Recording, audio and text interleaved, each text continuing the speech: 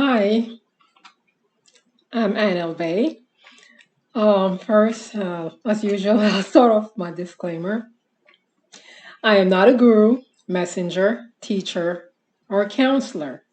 I'm passing on messages I have received telepathically or things I have experienced or observed. The topic of this segment is you cannot escape karma. First, I want to say that I'm done with the fifth article in the series. I'm in the editing process. I'll post it soon. Now, I made this long four-part tweet on Truth Social. Yeah, I'm on Truth Social now because the twit is suppressing my topic on the Mother Goddess, the Divine Mother. They're suppressing it in searches. Truth about her I've written, and factual stuff actually. It's just that. So. So they suppress my tweets on the Divine Mother Goddess. So I decided to move to Truth Social. I will post a link in the description box. So back to the topic. You cannot escape karma. You need to face your problems head on and realize that you have something to do with it. Part of working out your karma is to face your shadows. Chances are incidents will play out in your mind like a movie. Those incidents are reminders of the despicable things that you have done. Stop running away from them. We're not perfect beings. We've done horrible things in the past, and it does catch up with us. Some people recognize the karma and some don't. But everything is karmic. All right? If I didn't know this, I wouldn't be telling you this. Been through my karmic hell for the past 2 years working in Rome. Okay? Anywho. So, someone told you that the past is the past, so leave it behind. Lies, lies, lies. The very problems you are having ties back to something that you have done in the past. Yeah, it's painful, but it's true. So don't ignore painful incidents that come forefront in your mind. You need to forgive yourself and apologize no matter how often the incident pops up in your mind. Multiple recurrences could mean that you have done several things of which you need to apologize and forgive yourself. Okay? No one is telling you to sit there and wallow in self pity. Just say, I know I did some things on my part in that incident. I know I apologize and I forgive myself for whatever part I played in it. Regardless of who is wrong or right, I know I did things or said some things I shouldn't have said. I apologize and forgive myself for my part in it. And that's it. No major thing. That's it. That's facing your shadows. You're admitting that you played a part in it and you're forgiving yourself and you're apologizing, you can move on, okay? Or else it'll keep playing like a movie in your head, okay? If you don't face your shadows, you will constantly repeat specific experiences relating to that until you face them head on. Your shadows are painful experiences you have gone through of which you were a part. You played a role in those bad experiences. Okay? That's what your shadows are, a bunch of bad experiences, and they come back to haunt you. They keep playing like a movie in your head because you have to deal with it. You can't just shove it away like that, or else it'll keep coming forefront and you'll repeat similar circumstances. Okay? Apologize, forgive yourself for whatever part you played in it, and that's it. All right? It's that simple. All right. Now, here's another part of, all this goes hand in hand with your karma. You need to stop pointing fingers. Others are not the cause of your problems. You are. What do I mean by that? It's your effed up thoughts that is causing you problems. If you constantly send negative energies to an individual, you and that person will always be at odds because the individual can feel your negative energy, even if you don't utter a word. For example, if you keep telling others that you don't like your job and you can't stand your boss, don't be surprised if you get fired. Say you get to stay on the job, right? You and your boss will always be in constant conflicts until you decide to neutralize your behavior towards your boss. No one is telling you to go and hug your boss. Simply say, I have no ill will towards anyone. I'm here to do my I'm here to do my work, and I'll do it to the best of my abilities. Those words can turn a negative work environment into a positive one. Your thoughts carry energies, so be mindful how you think of others, or yourself for that matter. Failure. Why are you creating obstacles for yourself? I will never get so and so done because I'm not capable. Stop sabotaging yourself and give yourself credit. There's nothing stopping you from learning a new skill. Jealousy. I wish I was like so and so. I can't stand this or that person. You are who you are. So embrace who you are and love yourself. Everyone cannot be the same, or else the world would be a dull place.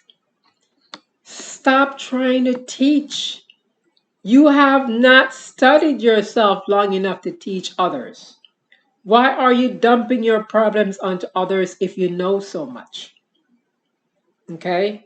These are the people who just coming into information. They decide they're going to go out there and start advising people. You still have a lot to learn. Study yourself for several years or long enough where you know you have grasped and mastered certain areas where you can say, okay, I'm picking up on my messages now and I get it. Then you could start helping others. Okay? Keep studying yourself and write your book because the story is never ending. I don't know everything. Every day I learn something new though. For every action, there's an equal and opposite reaction. Know when your mishaps are karmic. I experience karma like everyone else. Difference is I recognize my karma. Some don't want to face their karma at all. Don't think for 1 second that exposing the beast doesn't cause bad karma in my life. It does quite a few things to upset my life. However, the Divine Mother knows that I'm here for a purpose. So I gas to serve that purpose despite what the beast does to me in the physical. It doesn't matter what frequency on which you vibrate. The beast will always try different ways to get at you. If it can't succeed spiritually, it will try in the physical. It doesn't mean that it will succeed. Always be strong and face your problems. It shows how powerful you are. Okay? The answers are within you. Look within yourself first when you face issues because all of your problems stem from something you did in the past. Stop ignoring those painful experiences that popped in your head.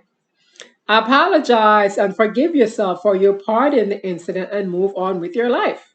Stop making things so complicated and learn to look within yourself for the answers. If you cannot figure it out, ask yourself this question: why is this happening to me? Your higher self will paint you a picture. When he or she does, don't run away from the movie playing in your head. That's the answer to your question. Face whatever movie that's playing in your head because your higher self will tell you why you are having the problems. The thing is, most people don't want to face the truth. What do you do? I'm sorry. What do? They run to others to solve their problems. Those people are not in your head, and they do not have a tape recorder of what takes place in your head. Higher beings are aware of those things, and if you ask them, they'll show you. I talk to my higher self all the time. That's how I get my answers. All right? So you got to learn to look within yourself, ask yourself all kinds of questions. You can even call out to the Divine Mother. Everything is telepathic. Nothing is outside of you, okay? You have to speak within yourself, ask yourself questions. If you're saying, I want to say, for instance, you want to ask the Divine Mother a question. She's a part of you. So you could say, I have a problem here and I need your assistance. And you just talk to her like you're talking to anyone. Okay? The answers will come to you. She will send you messages, but you need to pay attention to everything that happens around you, because it's like if you ask someone a question, they're going to be speak to you vocally. It's not the same when you get these messages. Your message could be the sound of a bell, and then you'll get a telepathic answer, or depends on how you go about doing these basic things like getting back to nature, blah blah blah blah blah. Sometimes you get messages to let. For me, for example, I get messages various ways. Sometimes my ears will open up and I'll focus on whatever the sound is. And it's like I said, you get messages based on habits. Certain things I do and I can hear sounds within my ears. So when I hear that sound, it's a familiar sound. So I'll quiet myself and I hear it, and then I'll get a telepathic message.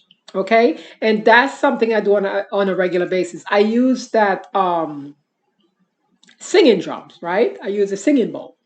So when I use a singing bowl, you're supposed to listen to the vibrative sounds, the vibrational sounds that come from the drum, right? And say you sit there and you wait for the sound to wear off, you'll hear after that, like after that, the sound dies down, you'll start hearing amplifications of sounds within your ears, different sounds. Okay. And if you keep doing that, you can hear these different sounds. Say, for instance, you're about doing things and you had asked your higher self a question, or you ask the Divine Mother for a question. Since you're used to doing those things habitually, you'll get a message based on something you do on a regular basis, so you can pay attention to it. So you'll get that sound within your ear, and then a telepathic message will follow. Okay? Say, for instance, you are used to going for a walk at a certain time, right? And you ask a question to either your higher self or the Divine Mother. She or he can contact you while you're on your walk. She could make something fall in front of you. And it could be something legitimate for you to pick up. And on your way to picking it up, you get a telepathic message. You get messages based on habits, based on things you do on a regular basis. Like, say, for instance, I journal a lot, right? Images could just pop in my head while I'm journaling. And I'm like, oh crap. When you just pay attention to it. And I'm like, oh my goodness. You realize you're getting an answer to a question you've asked. Let me tell you something. You will know when you're getting an answer, because the message to you telepathically will link you to the question. Everything is spelled out for you. You just have to pay attention. You will know because it's forefront. Everything comes forefront in your mind. It plays out like a movie.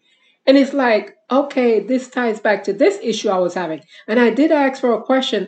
Oh my God, I did ask a question about it. And oh my gosh, this is the answer to the question. It could be a link to a web address that leads you to, oh snap, that's the answer I've been looking for. Those are answers that's coming to you telepathically. Okay, they don't just fall out the sky out of nowhere. Those are answers to your questions. So you have to pay attention to everything. That's why it's good to spend time in nature, because when you spend time in nature, you're aware of all these things that's happening around you. That helps you focus. So whenever you get a message, you know to zero in on it. Just like when you're in nature, you hear bees buzzing, you hear someone knock something over, you hear the cars driving, you hear all these different things. So when you're inside now and then something out of the ordinary happens, you're gonna stop, because it's like it forces you to stop and pay attention. You see what I mean? Your awareness levels open up, and you start getting your messages, you start getting the answers. You listen, stop acting helpless, and stop running to people to ask questions. Ask yourself any question whatsoever. I guarantee you'll get an answer. Just pay attention. Pay attention to every single thing that happens around you. Something falls on the floor, pay attention. Because on your way to picking it up, you could get an aha moment. Okay? Pay attention, pay attention, pay attention. I am AnneElbey. Thank you for listening.